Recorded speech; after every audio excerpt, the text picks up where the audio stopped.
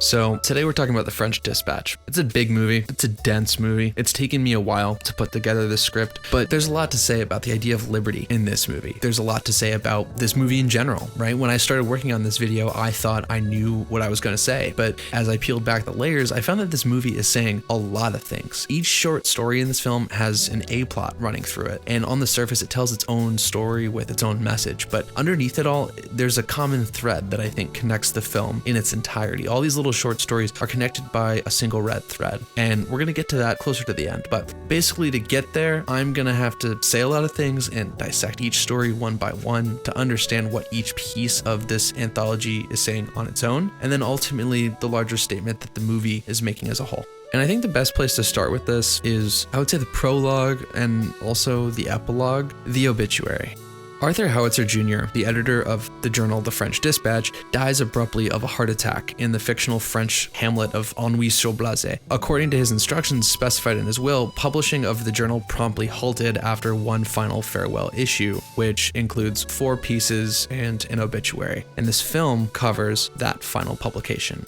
The film begins, though, with his obituary, in which it's revealed that Howitzer Jr. inherited the paper from his father, and in order to fulfill his personal desire to go overseas, he made the argument that he should build a branch of the publication in France in order to bring the world to Liberty, Kansas. This is meant to expose the people of Kansas to the rest of the world. And to learn about the world's many different cultures and experiences, one must first embark on a voyage of discovery around the world.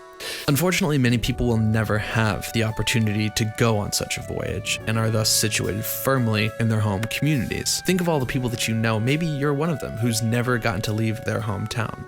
The French Dispatch, which is famously representative of the publications of the past, like the New Yorker, was founded on the idea of bringing the world to Kansas, which means that even if we can't travel, that shouldn't impede us from learning about the many different perspectives and experiences and lived experiences and lived truths that exist in the world. In contrast to more nationalist or centrist media, the French Dispatch takes a globalist approach to journalism because, as any traveler will tell you, our planet is a very rich and dynamic place, full of diverse cultures, but the people in it all share relatable truths that whether you're a kiosk salesman in Kansas or an immigrant chef working in Ennui-sur-Blaze, we can all relate to them.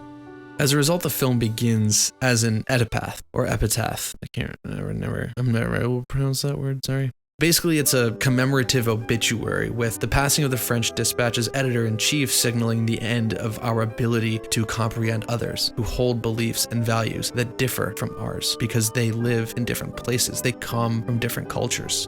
I think it's a very exquisite and delicate investigation of the richness that exists within foreign cultures as opposed to a condemnation of what makes them different. And all of that is just my really wordy way of saying when a paper like the French Dispatch dies, so does our connection to the rest of the world. And not just a connection in terms of understanding the facts or the goings-on of the world, but the human emotional truths that exist underneath what we hear.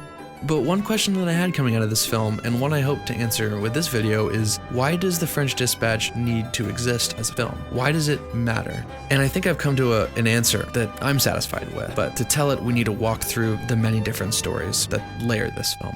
I thought about doing this as one singular video, but there's just so much to do and so much to dissect here that I'm actually going to do a multi-part series on this, and each episode is going to focus on one, maybe 2 pieces of the story. And in this episode, we're going to talk about the setting, which is told through the story of the cycling reporter. To start, let's talk about the town of Ennui-sur-Blaze. It's introduced to us via the lens of a travel columnist by the name of Herb Saint Sazerac, which is like the most Wes Anderson name you could possibly come up with. And he takes us on, He takes us on this tour that reveals various major sites such as the arcade or the Sans Blague Cafe, which is, I speak French and it basically means like without sense of humor, and then the Pickpockets Alleyway, along with a few other places that become more important as the film goes on. He contrasts the past and the present of each location, revealing how much and yet how little has changed in Ennui over the course of time.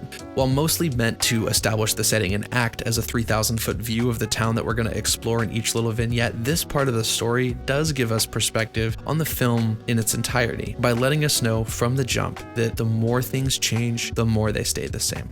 What this part of the film establishes for us is that no matter how much the world appears to be changing in a meaningful way, many fundamental problems remain unchanged. This is demonstrated to us by the types of people who live in ennui, the angry children, the reckless, ambitious youth who are coming of age, the bitter old people that they grow up to become who have achieved nothing but failure. It's from this culture ennui-sur-blasé gets its name, boredom unto indifference. The town and the people in it are bored and indifferent because all that has happened will happen and will repeat cyclically, like the structure of this movie, how it begins where it ends, and ends where it begins.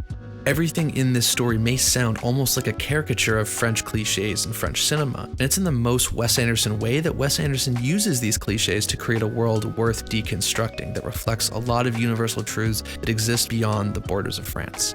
I know here in the United States, we look at France in a very romantic way. We see it as this exotic place that is full of love and sex and cigarettes and great food. But underneath all of that, there's humans who live there. Humans who experience pain, humans who experience love, humans who experience anguish and great food and terrible sex. Like, all of that exists in France. And it's by addressing it and bringing that culture to us, not the idea of the culture, but what the culture truly is, the people who live in it, who they truly are. It's by bringing those to the forefront that we start to understand the world as something that we can actually relate to.